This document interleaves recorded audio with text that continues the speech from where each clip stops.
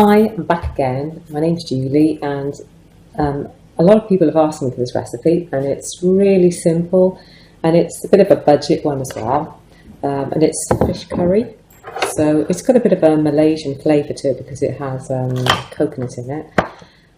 It's something that's a really quick and easy, a little bit of a cheat with some of the stuff, but you wouldn't know it when you've done it, and it's one of the fastest curries I think I've got that I do often on a Friday night.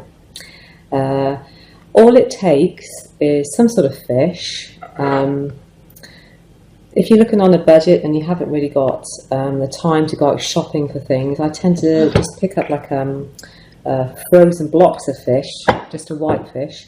So anything that's sort of firmish. The one great thing with those, if you haven't got time, is that there's no bones in it, so you're not hunting for bits and pieces inside it. And you wouldn't know when you actually cook the flavours together and they marinade. Now, as I said, this one's got coconut in, and I've bought it in different ways actually. As I said before, we're living in France, so you've got to be a little bit resourceful really. What you find over here. One is I use a coconut block. Obviously you can buy cans with coconut milk in. This one I tend to use for the two of us, about half a block, and I just let that melt in as it's cooking down. The other thing I bought before is a powder, and again it depends on what I can get my hands on. Luckily I found an Asian supermarket here, so I'm a bit happier. What else it goes in there? The other things that I put in, so you've got fish, coconut, chopped onion, and I tend to make these fairly chunky because I quite like that.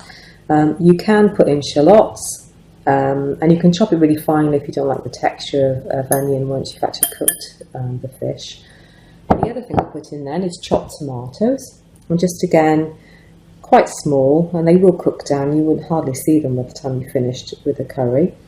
The other thing you can put in is a tamarind. Now, this one's like a concentrate, or you can buy the tamarind as whole pieces, but it's quite a lot of work. You've got to put water on it, let it soak, and then it's quite a long process. So you can get the tamarind. It just adds a bit of a depth to the flavour when you're actually cooking, and it takes about a tablespoon of this.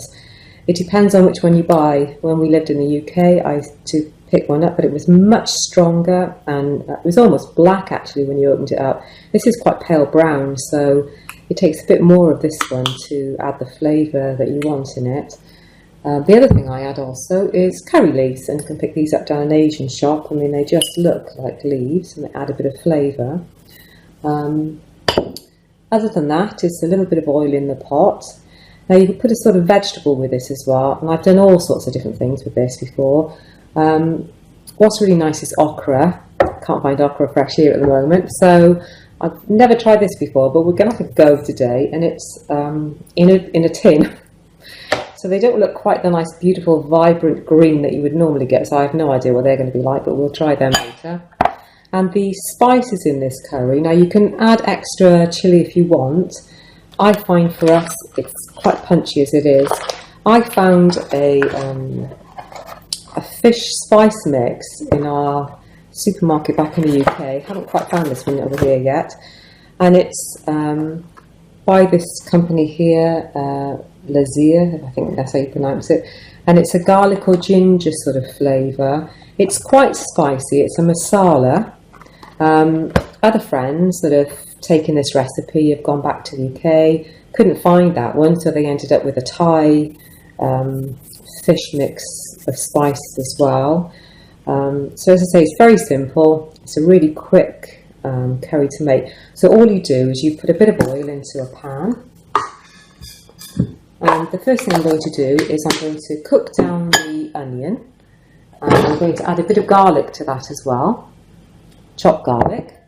And then once that has softened, I'm then going to add about a tablespoon for two people of that spice mix.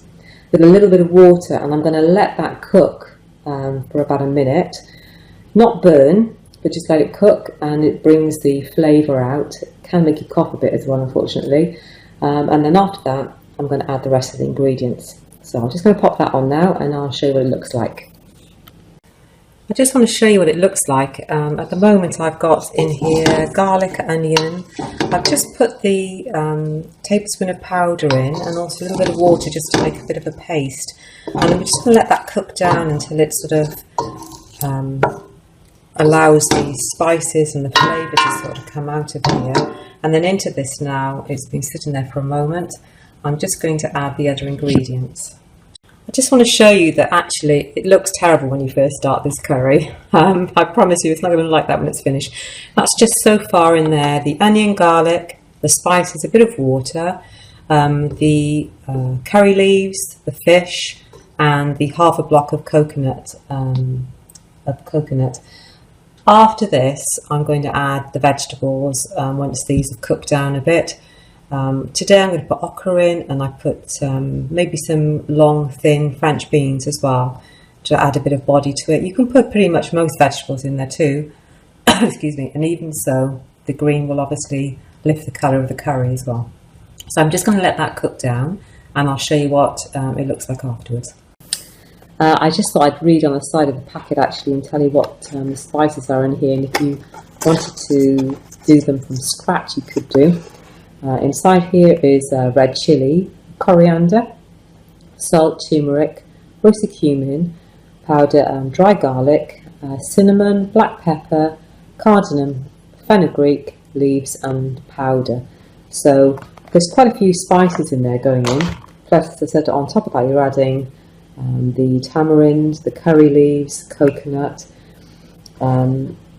It's a very, very simple curry. It's a really quick curry to do. It doesn't take that long to cook really. All you're doing is letting the fish cook down and some of the water to be absorbed, and then have that with rice. I make fresh naan bread as well to go with it sometimes, or chapatis.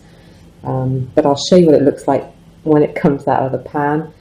But the flavour is amazing. So I think everybody we've had here has asked me for a recipe for it. So this is why I'm doing it for this session. Okay, I'll speak to you later. I just wanted to show you what this looks like. This is about halfway through at the moment. So I've added some more green beans, and it's just bubbling. I've got a little bit higher, and I'm just going to turn it down. I just wanted to show you the difference in it.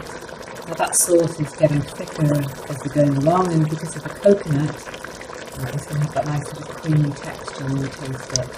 I'll show you at the end. And I just wanted to show you what it looks like when it's finished. I serve this with rice or some homemade breads, Indian style. As you can see, it's quite a chunky curry, but it's delicious, and it actually is better the following day as well. So good luck trying it, and I hope you enjoy. Okay, speak to you again soon. Bye.